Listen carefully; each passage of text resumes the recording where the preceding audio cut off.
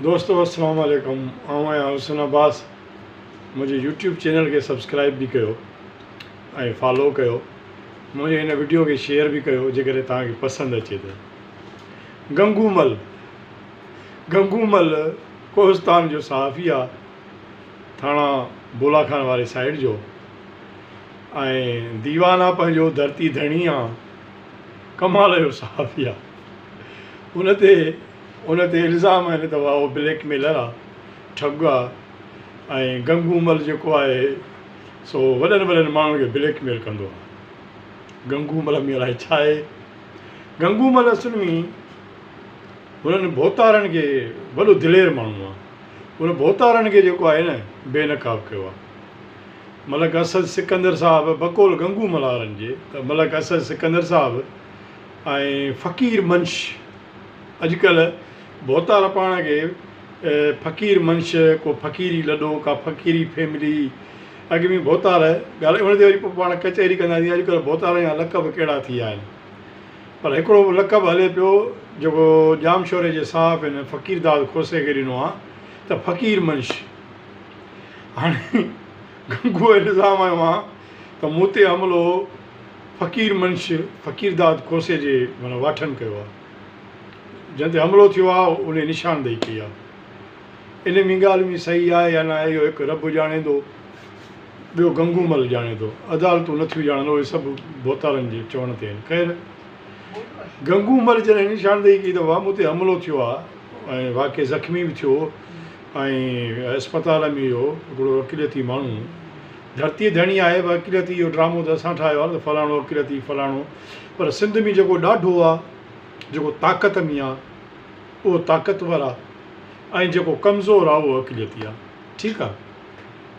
हाणे गंगूमल जे ज़ख़्मी थियण खां पोइ, निशानदेही करण खां पोइ, फ़क़ीर मंश भोतार मलक असद सिकंदर साहिबु ऐं फ़क़ीर मंश वॾेरो फ़क़ीरदाद खोसो साहिबु, उन्हनि जा जेके फ़क़ीर मंश सहाफ़ी ऐं जामशोर ज़िले जा 1 2 3 4 5 नंबर 10 12, उहे 10 12 फ़क़ीर मंश सहाफ़ी ऐं 15 16 फ़क़ीर मंश सोशल वर्कर, इहे सभु फ़क़ीर मंश आहिनि।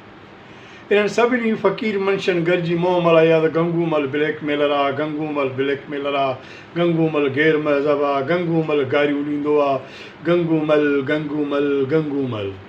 ठीकु आहे। ऐं गंगूमल अकेलो बीठो आहे ओॾां। सलाम आहे गंगूमल खे। हाणे इहे जेके फ़क़ीर मंश सभु गॾु थिया आहिनि, इहे सभु फ़क़ीर मंश फंड बि खाई आहे। इहे सभु फ़क़ीर मंश माण्हुनि खे बदिराइनि बि, कुटराइनि बि, छॾराइनि बि। इहे फ़क़ीर मंश चोरनि, लोफरनि ऐं पुलिस वारनि सभिनी जी, ठीकु आहे, चमचागिरी ऐं पोइ इहो दलाल पारो धंधो बि। इहे फ़क़ीर मंश अफ़गाननि खे सपोर्ट बि कनि पिया, जीअं में जायूं पिया ॾियनि उन्हनि खे, उन्हनि जे तॾनि ते, उन्हनि जे घरनि ते वञी उन्हनि खे भाकुर पिया पाइनि इहे फ़क़ीर मंश। हाणे जेको आहे सो जाम शोर जा भला जा सहाफ़ी मैदान ते लथल आहिनि। गंगूमल फ़क़ीर मंश फ़क़ीरदाद खोसो जी जेको आहे सो मोम पियो हलाए, किरदार कुशी पियो करे, मज़मत था कयूं। गंगूमल फ़क़ीर मंश मलक असद सिकंदर साहिबु, मलक असद सिकंदर सभु ज़मीनूं खपाए छॾियूं। जामशोर ज़िले जे हर ज़ात क़बीले खे इन्हनि फ़क़ीर मंशनि मारियो आहे। ज़िले जामशोर जो को बि इज़तदार माण्हू हिननि खां महफ़ूज़ न आहे, हिननि जे शर खां महफ़ूज़ न आहे। पोइ बि ॾोह गंगूमल ते, गंगूमल हिननि जूं निंडूं फिटाए छॾियूं आहिनि। माज़रत थो कयां, गंगूमल पोस्ट रखे थो न, हिननि जा टिट निकिरी था वञनि। हाणे गंगूमल सां जेको इहे वेॾा आहिनि, घटि में घटि 15 खां 20 लख गंगूमल जो हिननि ॾे ॾंड थिए थो।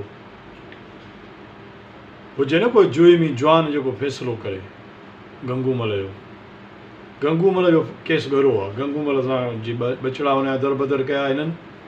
गंगूमल खे पंहिंजा पट छॾाए मटियारी वेचारो आयो, पोइ बि गंगूमल खे हिननि न छॾियो। ऐं गंगूमल जो रूह बि इन्हनि सभिनी फ़क़ीर मंशनि खे तड़पाईंदो। सो दोस्तो, मां माज़रत थो कयां, मां अॼु पोस्टूं पढ़ियूं सोशल मीडिया ते, पढ़ी थकिजी पियो। फ़क़ीर मंश हर साल बि पोस्ट रखे पियो त फ़क़ीर मंश फ़क़ीरदाद खोसो, फ़क़ीर मंश मलक असर सिकंदर फ़क़ीर मंश हाणे सभु फ़क़ीर मंश पाण में गॾिया आहिनि हिकिड़ो गंगूमल आहे सो हुन करे मुंहिंजो गंगूमल खे ॿिन्ही हथनि जो सलाम आहे ऐं फ़क़ीर मंशनि खे गुज़ारिश इहा आहे त धरती सां वफ़ादारीअ जो सबूत ॾियो अफ़गानियुनि जी टटाबंदी न कयो सम्झो न तव्हां एॾा जेकॾहिं मुड़ुसु माण्हू आहियो गैरतमंद माण्हू आहियो पंहिंजे ज़िले मां पहिरियां धारिया भॼायो जिन खे तव्हां फ़क़ीर मंशरा आहियो वेठा आहियो फ़क़ीर मंश हो ख़ुदा जो अज़ाब तव्हांजे मथां एॾो किरंदो गंगूमल फ़क़ीर माण्हू असुलु गंगूमल आहे